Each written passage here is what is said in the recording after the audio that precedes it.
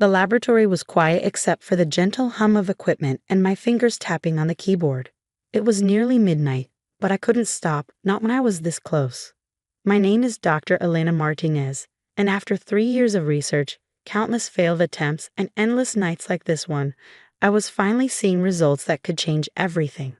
Still here? I jumped at the sound of my husband's voice. David stood in the doorway of our home lab, wearing his usual expensive suit, perfectly styled hair barely touched by the long day at the hospital where he worked as a surgeon. He looked more like he was headed to a photo shoot than coming home from a 12-hour shift. Just finishing up, I said, quickly saving my latest data. The results from today's trials are promising. I think we're close to a breakthrough with the... Elena, he cut me off, his tone carrying that familiar edge of condescension. It's late. Come to bed. Whatever you're working on can wait. I bit back my frustration. David had never understood my research, never saw value in the countless hours I spent developing new treatment protocols for autoimmune diseases. To him, real medicine happened in operating rooms, not research labs. The fact that I'd chosen to focus on research instead of clinical practice was just another way I'd disappointed him. 5 more minutes, I promised, turning back to my computer. I just need to document these findings. He sighed dramatically but left me alone. I waited until his footsteps faded before opening my email to send the day's results to myself. A habit I developed after one too many computer crashes had taught me the importance of backups. That's when I saw it. An email from the National Institute of Health, marked urgent. My hands trembled as I opened it. Dear Dr. Martinez, we are pleased to inform you that your research proposal on novel treatments for autoimmune disorders has been selected for full funding consideration. The preliminary results you shared are extremely promising. I had to read it 3 times before the words sank in. This was it, the validation I'd been working towards for years. The NIH grant would mean everything. Proper funding, a real lab, the chance to expand my research beyond our converted garage.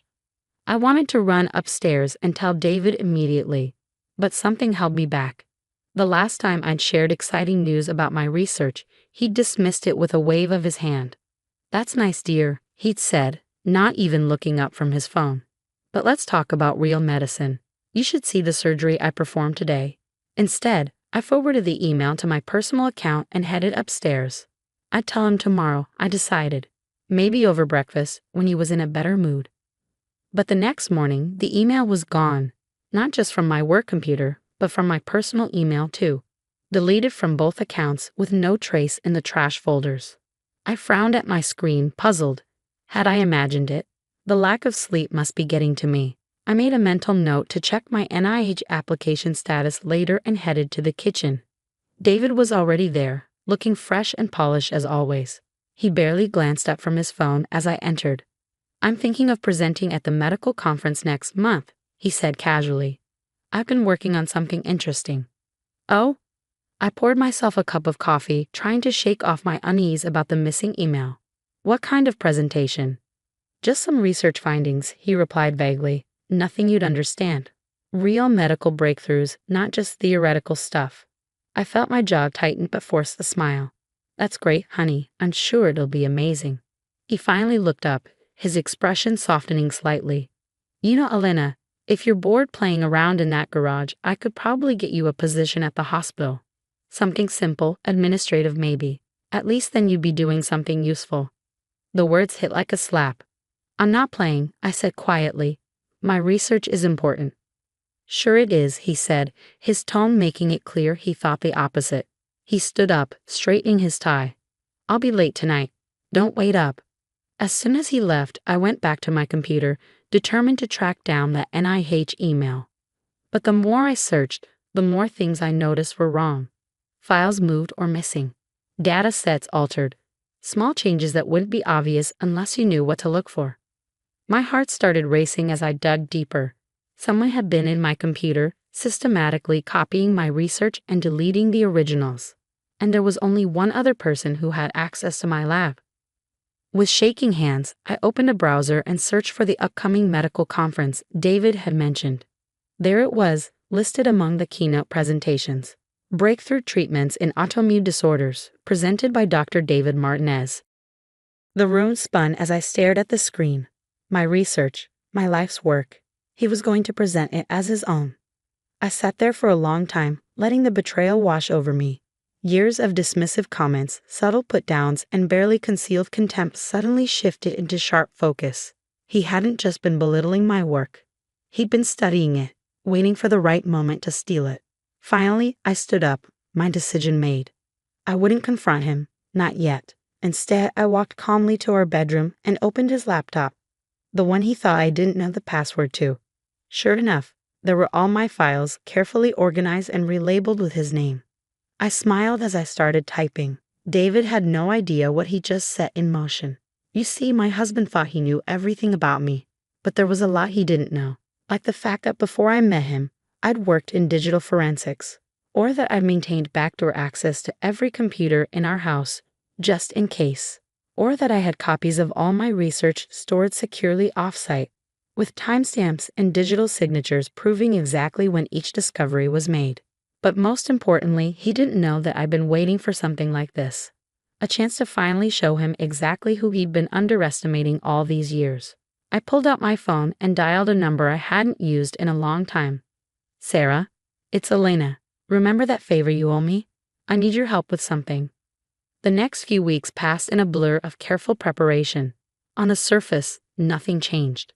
I went about my routine as usual, working in my lab, making small talk with David when our paths crossed. If he noticed anything different about my behavior, he didn't show it. But beneath the calm exterior, I was building my case.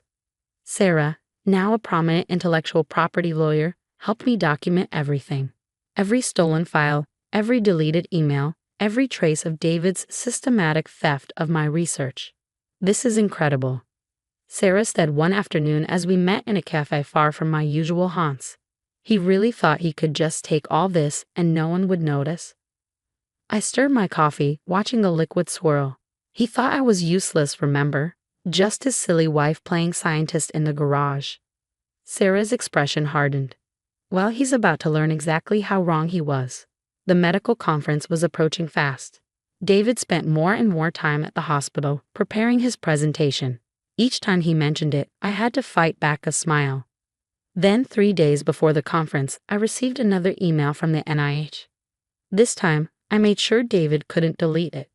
Dear Dr. Martinez, we are writing to follow up on our previous communication regarding your research funding. We are deeply concerned about the apparent duplication of your work being presented at the upcoming medical conference. I forwarded the email to Sarah, then sat back and waited. The next morning, David's phone started ringing at 6 a.m. I pretended to sleep as he answered it, listening to his voice grow increasingly panicked. What do you mean, intellectual property dispute?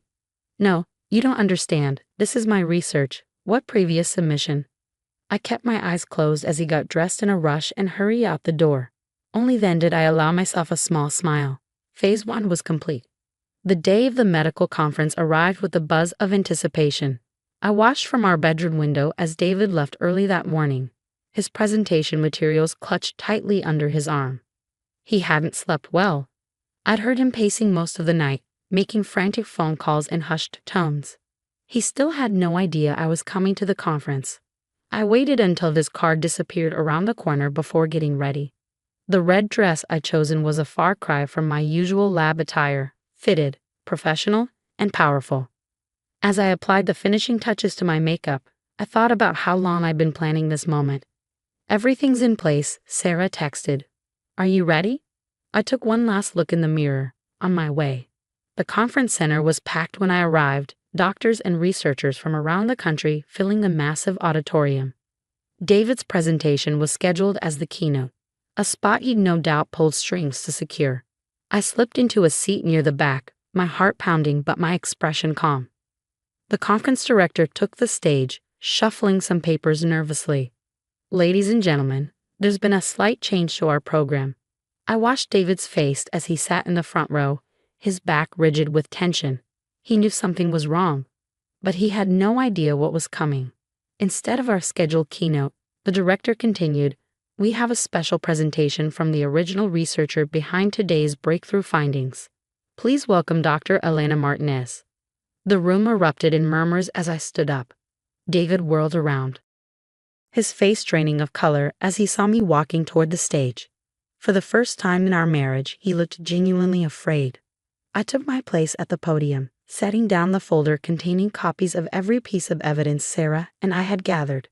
"Thank you," I said into the microphone, my voice steady and clear. "Today, I'd like to talk about not just medical breakthroughs, but about integrity in research. What happened next would make headlines in the medical community for months to come."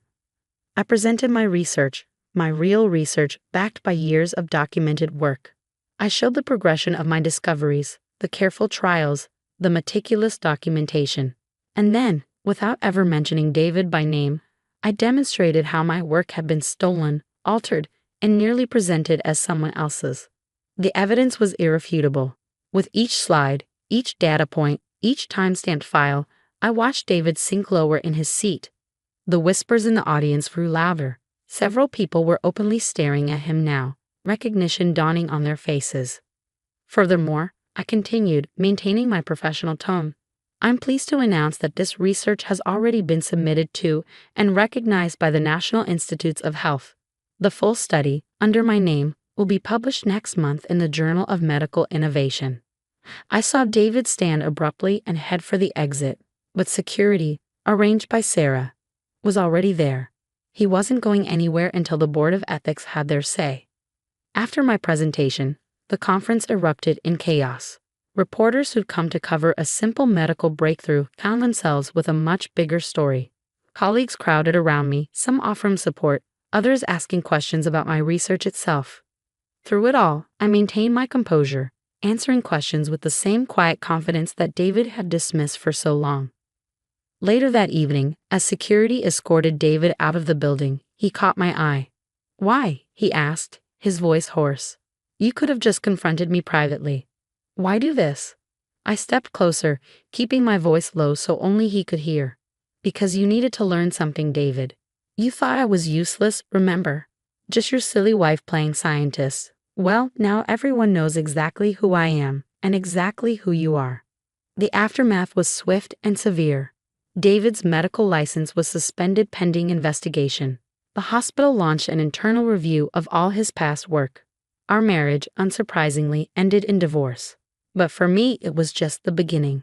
The NIA funding came through, allowing me to establish a proper research facility. My work gained recognition in the medical community, leading to collaborations with other researchers who actually respected my contributions. 1 year later, I stood in my new lab, not a converted garage, but a state-of-the-art facility with a team of dedicated researchers. My phone buzzed with a news alert. David had been formally stripped of his medical license, his reputation in tatters. I set the phone down without reading further. His story didn't matter anymore. What mattered was the work we were doing here, the lives we could change with our research. A young intern approached my desk, looking nervous. "Dr. Martinez, I wanted to ask you about your latest protocol." I smiled, remembering how it felt to be dismissed and belittled. "Pull up a chair," I said warmly. "Let's talk it through." As we discussed the research, I thought about how far I'd come. David had tried to steal my life's work, thinking I would stay quiet, stay in my place. Instead, he'd given me the push I needed to reclaim not just my research, but my power. Sometimes the best revenge isn't about getting even. It's about rising so far above someone that they have to live with the knowledge of what they lost. David hadn't just lost his career and reputation. He'd lost the chance to be part of something truly groundbreaking, all because he couldn't see past his own arrogance. The lab hummed with activity around me, researchers collaborating, ideas flowing freely.